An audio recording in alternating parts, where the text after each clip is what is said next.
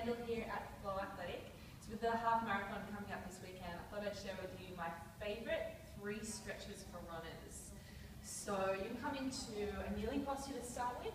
Take your right foot out in front of you. Make sure that your right knee and ankle are in line. And then take your arms out in front and up. This is our psoas lunge. So it's getting into this muscle all the way down here. Some of you might feel it into your left quad as well. If it's too much for your arms, having your hands above the head, just take the hands to the hips, no worries. Take some deep breaths in through the nose, and then long breaths out to ease the hips down towards the ground. Point the left toe straight back behind you, and try squeezing that left glute just a little bit. Shoulders nice and relaxed.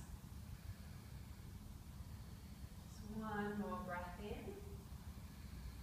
Long breath out, and feel free to hold this a little longer at home after your run.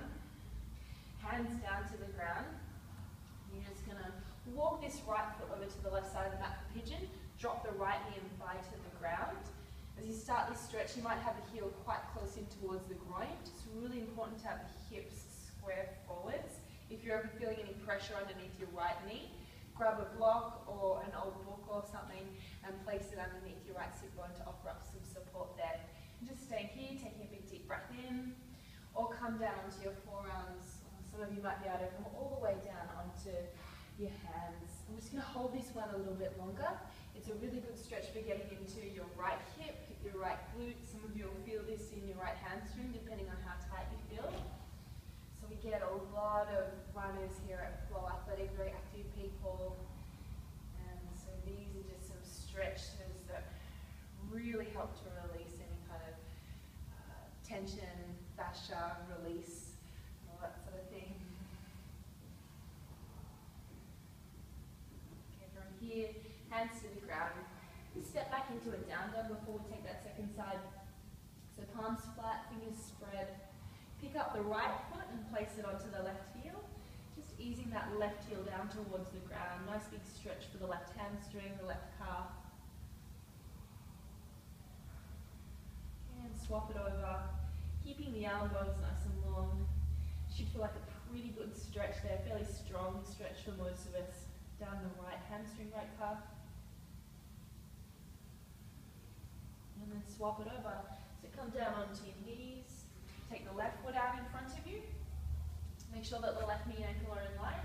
And then that psoas lunge. So either palms up above the head facing each other or hands to the hips. And with every exhalation, just guiding the knee, hips down towards the ground. You don't have to move down a whole lot. Just easing the hips down without breath, squeezing the right glute. And then hands down either side of that left foot. So you can then walk left foot over to the right side. Drop that left knee and thigh to the ground. Again, check out that the hips are squared. So you might need to move the left heel a little closer in if you feel like the hips are out to the left side. Either staying here or coming down onto the forearms. The idea is just to really relax the breath. Try and get your inhalation and your exhalation to be of about the same length. The more and more comfortable you become with this breath work, the exhalation might get a little bit longer.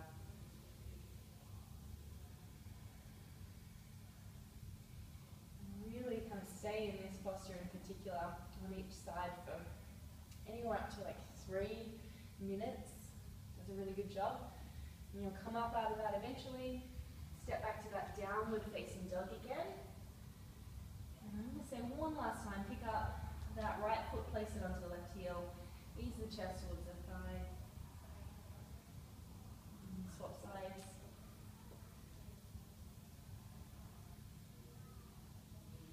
And come down to knees. Give yourself a treat in child's pose.